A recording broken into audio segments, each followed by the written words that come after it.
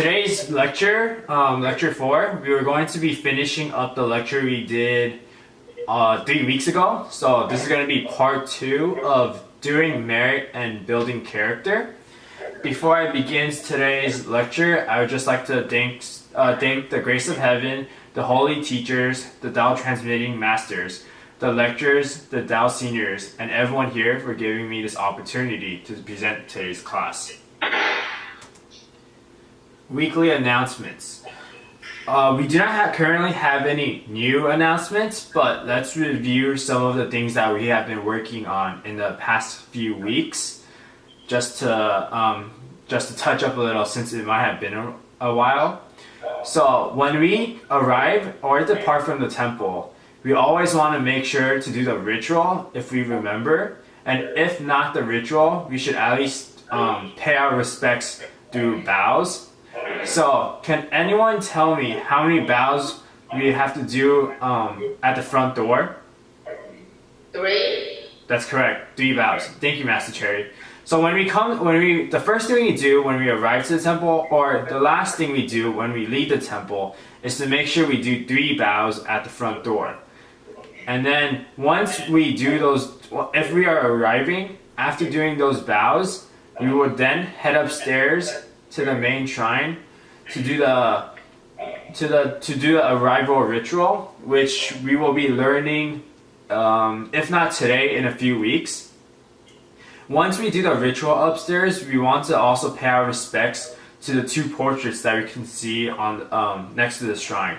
One of them is our Lao Chen Len Zhang, and the other portrait is our senior master Yang.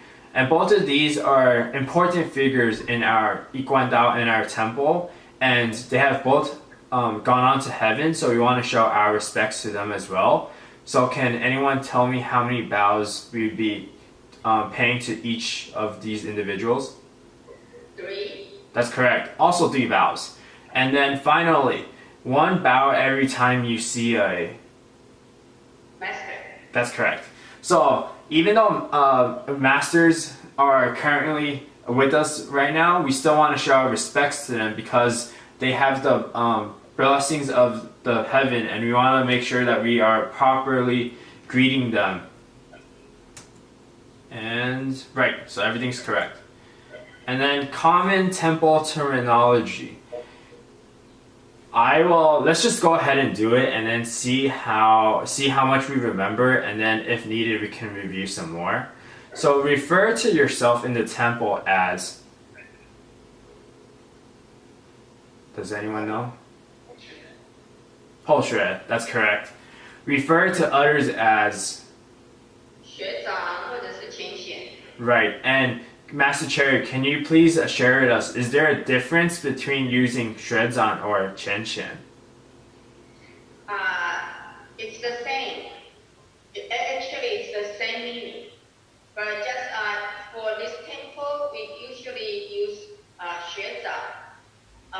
For the other temples, most likely they use 前贤. But it's the same meaning. It means the person who comes before me and we can learn from them.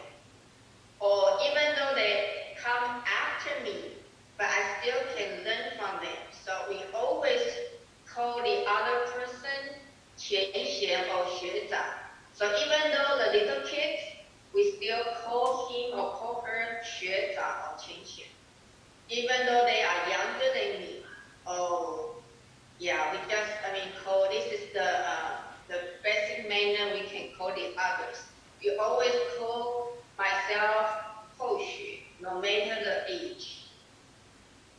Sounds good. Thank you, Master Cherry. And then now you want to refer to masters as...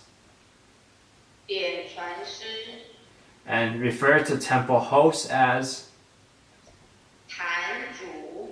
And finally, refer to lecturers as... 讲师. And I've been saying this almost every week we've been doing this. Before the last 2, just a reminder, temple hosts and lecturers.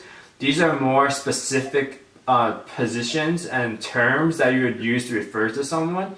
And they do not necessarily have to be used if you do not know if this person you're greeting fits in one of these categories, you can always just refer to people as 前贤 or 后学. I don't know, 前贤 or 学长 in the temple. The only one we want to make sure we actually know and can recognize is the masters or 点传师. Yep, that's correct. So that's it for this week's announcements.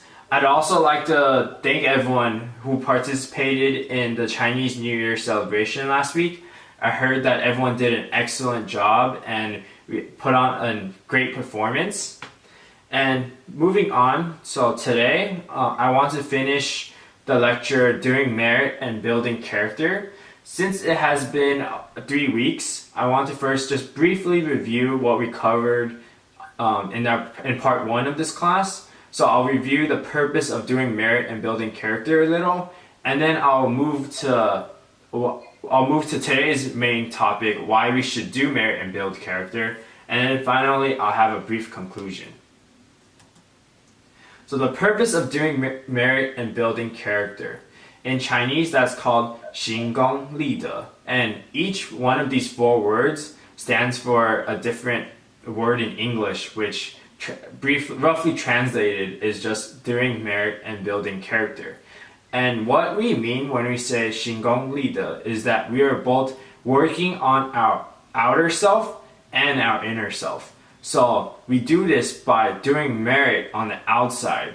And as we do this merit, we should be trying to cultivate our inner self and improving it. And there are 3 main types of good deeds.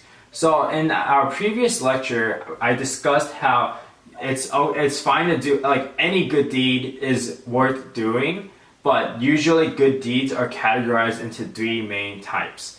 Can people try to tell me what these 3 types are? So for the first one, blank contribution means using our money. Right, so in Chinese it's 财私. In English it's monetary contribution, and this is where we use our money to help propagate Tao. This may be through buying fruits for the offerings in the temple, or it may be printing Tao Sutra books that can be used for spreading Tao to the local community. Now, the second contribution, using our words. Right, so this is the Dharma contribution.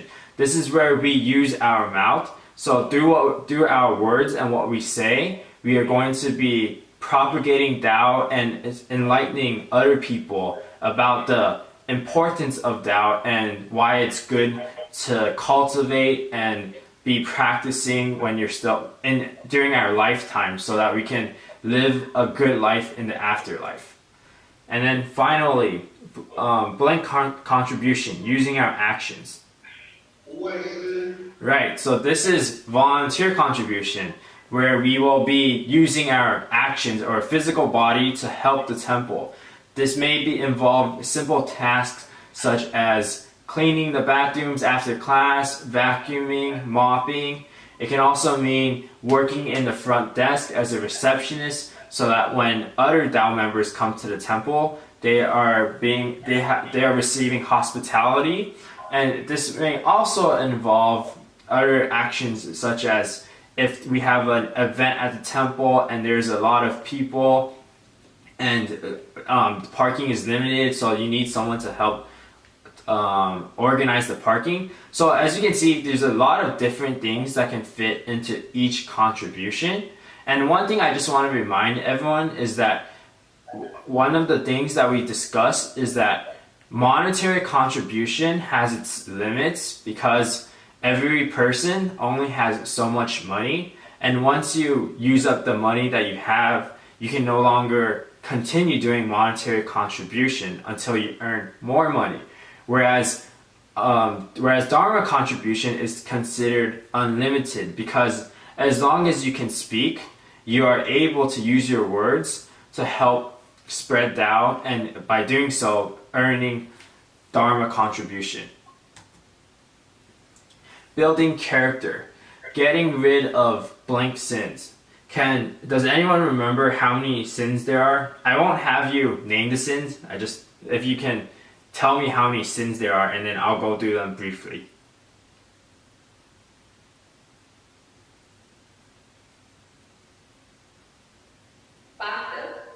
Right, that's correct, Master Cherry. So there are 8 sins. And the 8 sins are killing life, stealing, raping, gossiping, drinking a lot of alcohol, greed, bad temper, and not being very wise, and just believing things that are told to you without considering and actually thinking through them yourself. And the main purpose of knowing these 8 sins is that in order to build character and be a better person, you have to constantly be checking yourself and reflecting and making sure that you aren't doing any of these 8 sins. Some of these are more on the extreme side, and you would be able to easily tell if you're doing it, and you should definitely stay away from, such as killing and raping. But some of them might be a little harder and more a part of everyday's life, such as gossiping or having a bad temper.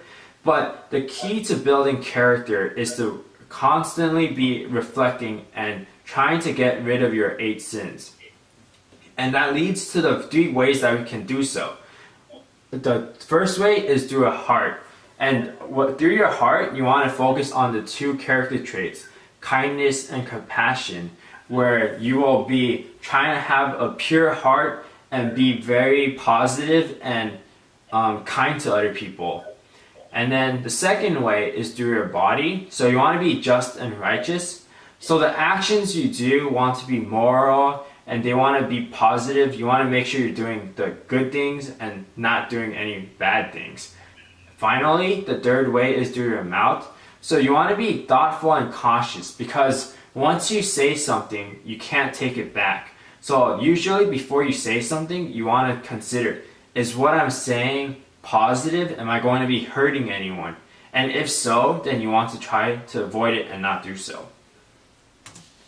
And that wraps up the review of what we discussed in our previous lecture. And now I want to move on to the topic, why we should do merit and build character.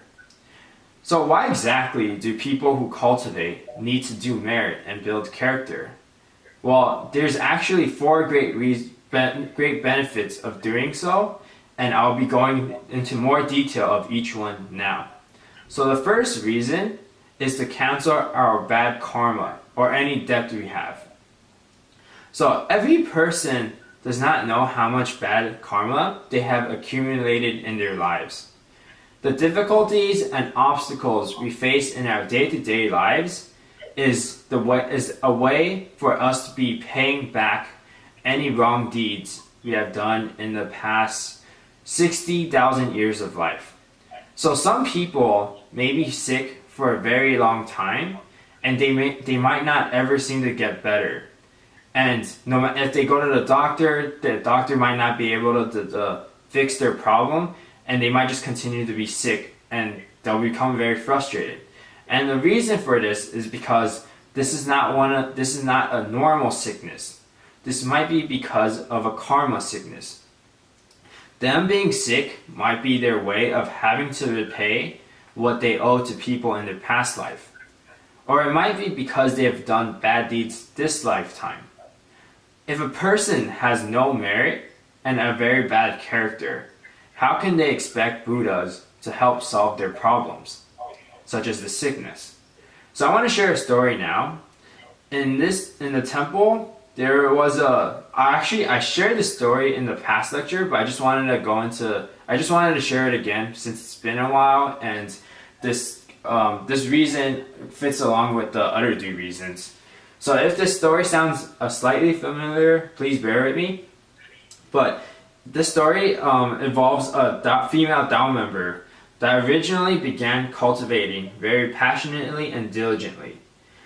And she took the vegetarian vow, opened a temple shrine, and she was always one of those members that was doing everything the temple needed.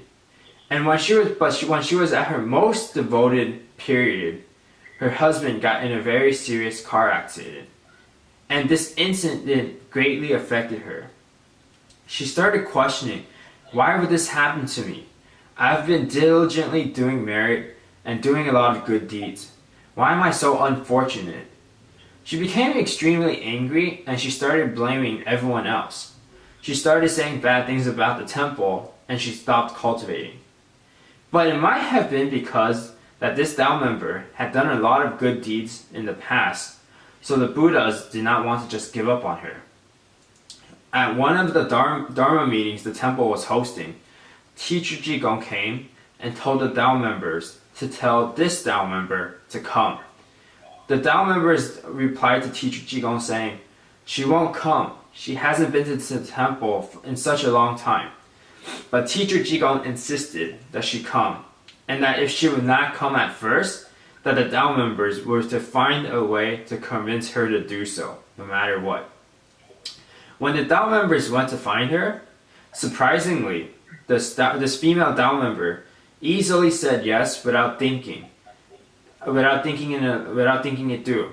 Mainly because she had a lot of anger and she wanted to actually use this as an opportunity to confront the Buddhas about why she had experienced the car accident. When she arrived at the temple, she did not show her respect and bow to Teacher Jigong. And Teacher Jigong, however, was not angry and just said, "Student, do not be angry. Today, I will clarify your incident. When your grandpa passed away, what age was your grandmother?" asked Teacher Jigong to the Tao member.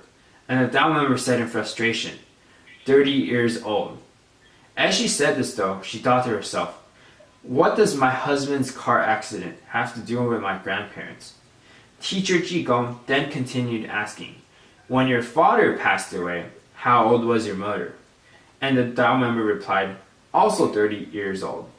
At this time, the Tao member started feeling a little uneasy and a little scared, because she started seeing what might be a pattern. Teacher Jigong finally asked the third question, how old are you this year? And the female Tao member replied, 30 years old. Teacher Jigong then said, yes, this year is supposed to be your turn for your husband to pass away. And the reason for this is because of the 60,000 years of karma you owed. Teacher Jigong explained that this female Tao member, her mother and her grandmother, in their past lives, had killed a man together when he was 30 years old. The wife of that man they killed was extremely devastated and eventually took her own life. And this karma that was left behind by these two vengeful spirits had come back on the member, her mother, and her grandmother. So they were supposed to be destined to experience the same situation, losing their significant others at the age of 30. Teacher Jigong said, do you know how much I had to talk to these two vengeful spirits for them to accept the merit you have done, to pay off the bad debt you owe? Yes, your husband may be very injured right now, but he can still heal over time. He still has his life. So I'm not sure what there is for you to complain about. The female Tao member started crying at this time. She started crying a lot and instantly kneeled down, saying she was wrong and that she needed to continue cultivating and doing merit. So the lesson of this story is that only through doing merit can you mitigate bad karma. And you need this merit to pay back your debt. So we have to be grateful that we have the opportunity in our lifetime to be here as humans to cultivate and make the most out of this opportunity and gather as much merit as we can so that we can use it when needed. Because when a person dies, they are unable to take anything away with them. Nothing material, nothing physical, they can't bring away their money, their prized possessions, their loved ones can't go with them. All they can take with them is their good merit or their bad karma. So cultivating is the best investment one can make because only by doing merit can one avoid disaster. Normally, one needs to be earning merit to their name in Buddha's book so there is something that can be used when needed.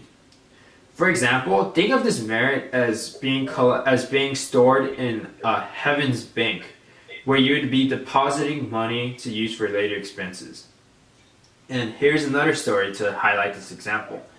There was another Tao member in the Phi Temple called Mr. Tai. When asked to attend class, he would always reply that he had no time.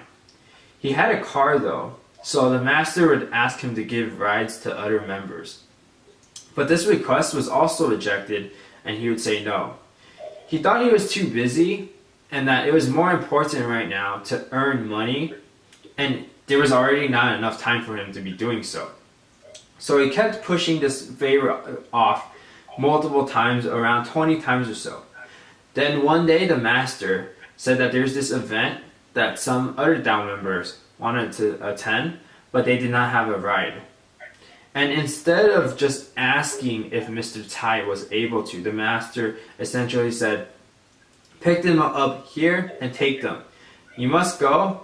You cannot not go. And this time, the master did not ask if Mr. Tai had time. He essentially just ordered Mr. Tai to do so.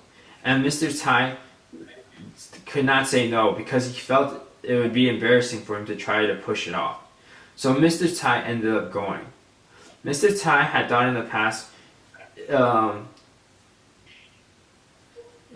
Tai had thought, I'll just do this because why not? I'll just think of it as doing good deeds. So this class that Mr. Tai was bringing the Tao members to was a total of 5 different lessons. So he ended up giving rides 5 times.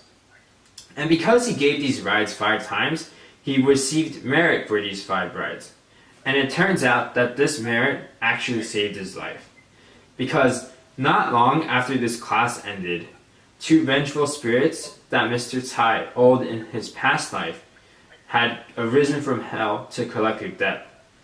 One of the vengeful spirits wanted to drag Mr. Tai's soul into hell.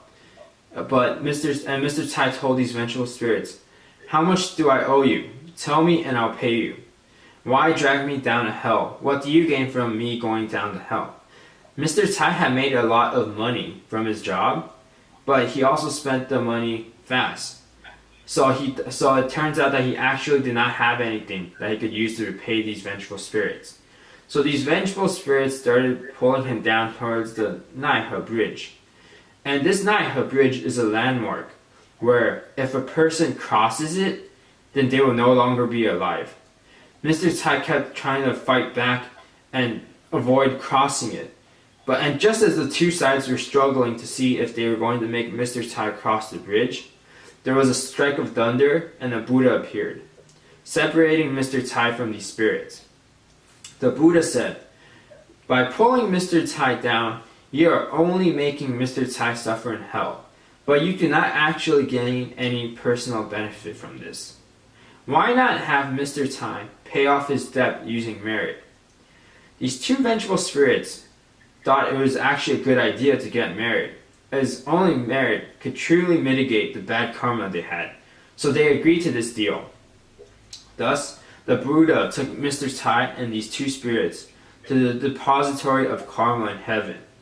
And this depository of karma is where you could check your records to see how much merit and debt one person has. As they arrived at the room, the Buddha told the 2 spirits to wait outside, as they were not allowed in, and took Mr. Tai alone inside to check. Mr. Tai followed the Buddha in and saw an elder in front at the depository who he recognized. This elder was someone he knew from the temple, and Mr. Tai was excited to see someone that he was familiar with. Mr. Tai greeted the elder excitedly and saw that the elder was looking at the karma record book. Mr. Tai looked at the elder's karma record book and saw that it was full of details and scribbles. When the elder propagated Tao, when the elder helped out in the kitchen, when the elder helped set up the tables, etc. The elder had been very involved in the temple and thus had received a lot of merit. And every single thing he had done in the temple was clearly listed in this book. Propagating doubt and having members receive it, yes, it results in a lot of merit, but even if you aren't successful, you still receive merit. So this elder had accumulated a lot of merit because he was very dedicated and constantly trying to propagate doubt and help support the temple. Mr. Tai saw this and was very excited because seeing this much merit made him very happy. But the Buddha told him, "Don't be so happy. This is not your merit. This book is not yours." The Buddha then took out Mr. Tai's book. And for such a big book, Mr. Tai only had 5 lines of merit on the very top. And as you may be able to guess, those 5 lines were the time he gave rides. The Buddha looked and said, "Well, how about we give this merit to the vengeful spirits?" Mr. Tai looked and thought, "Wow, my book is so different from the elder before me." He quickly said yes, because if he did not give this merit, he would no longer be living. He would no longer be alive. So he gave this merit to the vengeful spirits, and they were satisfied.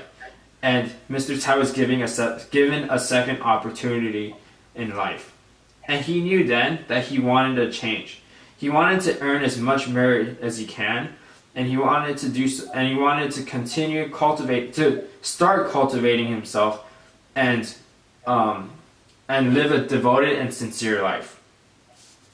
So everyone, do not look down at people who just drive down members, because even such a small action, even if we are to do so devotedly and sincerely, can still result in a lot of merit.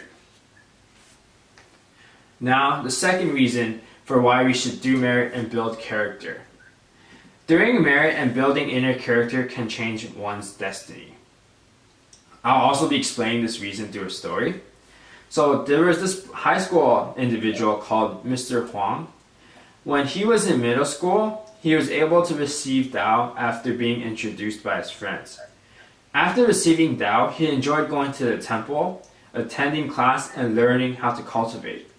His family was very against him going, however, thinking that as a young individual, why should he be cultivating? One time, Mr. Huang attended a Dharma meeting. And after the Dharma meeting, as he was heading home, he got in a car accident and broke his arm. His parents used this as a reason to prevent him from continuing to go to the temple. His father thought that his son had a very bad luck, and so he took him to a shaman to read his fortune and learn how to change it. The shaman, upon reading Mr. Huang's information, became very angry and said, "What are you guys trying to do? Trying to trick me by giving me the information of a dead person?" This person had already died. The father of Mr. Huang's father asked, "No, this is my son. He's right here. He's right next to me. I'm not lying to you." The shaman was surprised and decided to ask Mr. Huang and his father for more details. And upon hearing that Mr. Huang went to the temple and received Tao, the shaman said, "Oh, this is the reason. Mr. Huang's car accident was not misfortune. It was actually a lighter penalty for a great punishment that was supposed to be paid. But because Mr. Huang had gone to the temple regularly, he got off with just a car accident." Mr. Huang's parents learned from this lesson, and from that day on, decided not to forbid Mr. Huang from going to the temple. And the entire family started going to the temple to thank the Buddhas. So doing outer deeds and cultivating your inner self is not something that is only done when you're a certain age. You're able to do it at any time in your life. And if you start at an early age, then you'll be able to have more opportunities to fill your record book with merit. The nature of cultivating oneself is to shape the future. So whatever future you want, you have to go and give it. You have to start doing things and get it now. You don't need people to read your fortune, because just by reading it alone does not change anything. And when you cultivate yourself, you're actually improving your fortune, so your fortune will change. For example, if you want money, then the way to do so is that you'll do things that will earn you money. So if you want a long life, then you have to make sure you don't do bad things that will cause you to earn a lot of debt, such as killing and eating animals. If you want the support of everyone, then you need to start building relationships and interact with others. And from this story, we can tell that because Mr. Huang had received Tao and cultivated, he was able to change his future, or his destiny. The third reason, your merit can bring fortune to your descendants. Teacher Jigong said, leaving money for descendants is not necessarily a wise decision because your descendants might spend it excessively. Leaving sutra books, your descendants might not be able to read it, and it'll just become a waste of paper. But leaving merit for descendants, that can definitely help them. Do you know what generation of descendants Confucius is currently at? The 83rd. Confucius is on the 83rd generation of descendants, and all 83 descendants have prospered and lived very good lives. Did Confucius leave a lot of wealth for them? No, he actually did not. What he left for them was a lot of good merit that was passed down. And thus, it is very important to do good merit. Let me share another story. There is this official called Yang Rong, and all of his ancestors had made a living rowing boats. And the town that he lived in had very bad weather, and sometimes when it rained a lot, it would cause floods. And when these floods came, a lot of the things would be flooded out of the house, such as animals, furniture, and these things are what everyone would try to save first and try to keep as their own. Only Yang Rong's ancestors, instead of trying to fight for these goods as everyone else, would instead use their boats to focus on saving people first. And everyone had called Yang Rong's ancestors dumb because instead of trying to improve their lives, they're just saving other people. But when Yang Rong's parents were born, they were able to build their wealth and accumulate quite a lot of wealth. And one day, a monk passed the Yang home and told him, "You were able to acquire so much wealth because your ancestors had done a lot of good deeds by saving the people in the floods. So your descendants will live prosperous and successful lives." Finally, the fourth reason, becoming a Buddha. Most people only focus on improving what they have in their lifetime, such as materialistic possessions and money, and power and fame. But very few people work for their afterlives. So everyone knows that upon dying, you can't bring anything that you've been working on in this lifetime with you. The only thing you can bring with you is your merit and your debt, as no one can steal these away from you. So the fruits of heaven, whether or not you become a Buddha, is determined by what you are doing in your lifetime when you're still alive on earth. When you receive Tao, your name is removed from the Buddha of hell and registered in heaven. In heaven, we have a record book that clearly lists all the merit we have done. When we die, it's easily checked to see how much merit you have and how much debt you have. If you have a lot of merit, you can sit on a big lotus. But if you only have a little, then you'll only be able to sit on a small lotus. And there's this one saying, if you do well, you will get a reward. If you do bad, you get a punishment. So doing merit requires us to have a positive attitude and being willing to work for our merit. We should not be thinking that we better be getting merit for all the good things we are doing, or be complaining as we do these good deeds. Because if so, we are not actually Shingon Lita. In conclusion, I want to end with this saying: you want to often practice a Buddha's heart, often say a Buddha's words, and often do the Buddha's affairs. So cultivating Tao is a very natural thing. If a person has positive thoughts and a right mindset, they will not do things that they know they should not be doing, and they will do things that they know should be done. So if you see the temple dirty, you would go and clean the mess without anyone having to tell you to do so. And that is what we call the cultivating heart. When you start cultivating your inner self, you're building the foundation for earning merit. As cultivators, we need to learn and imitate the Buddha's wishes. So we want to learn a lot, do a lot, understand a lot. And by doing it often, we will be improving ourselves and becoming better people. So finally, I encourage everyone to make the most of the present, to start doing merit and building character as early as possible. You want to do the 3 contributions: monetary contribution, dharma contribution, and volunteer contribution. You don't necessarily have to do all 3, but you want to just do as much contribution as you can so that we can start building our merit and we will have enough when we go back to heaven. Thank you. Due to the time, and well, we have finished today's lecture, so I want to beg for Buddha's forgiveness, the Tao transmitting corrections, and everyone's understanding for anything I've said wrong today.